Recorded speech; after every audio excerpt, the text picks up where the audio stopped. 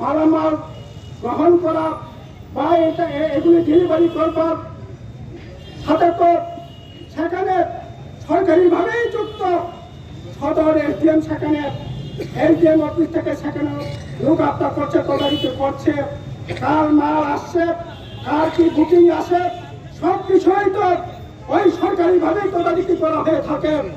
এত সত্ত্বেও কেন এটাকে এতদিন ধরে সেখানে আসল যারা বুকিং করছে, আসল তাদের মাল কারা কি করছে কেন প্রকাশ করা যাচ্ছে না?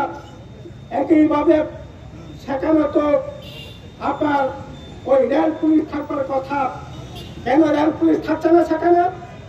ওই রাজ্য সরকারের পুলিশ টিএসআর সেখানে মোতায়েন করে এগুলি এই সরকার আসার পরেই আমরা লক্ষ্য করলাম সেখানে রেল পুলিশের পরিবর্তে ত্রিপুরার পুলিশ সেখানে এইগুলি কাজ করছে।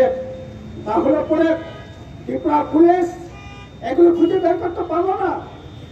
ওইখানে তো ওই জিরেঙ্গা থানার এখানকার স্বরাষ্ট্র দপ্তরের পুলিশ তো সেখানে এগুলি দেখভাল করছে, পাহারা দিচ্ছে, ডিউটি দিচ্ছে, কিন্তু এত সত্ত্বেও প্রকৃত ঘটনা সেখানে উন্মোচন করা যাচ্ছে না।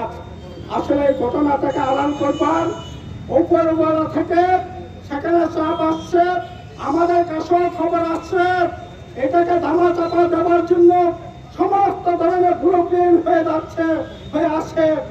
কাজেই জনগণ যদি সচেতন না থাকে তাহলে পরে এগুলোকে আড়াল করবার লুকোবার সমস্ত ধরনের প্রচেষ্টা করে তাকে প্রকৃত ঘটনাকে আড়াল করবার করবে।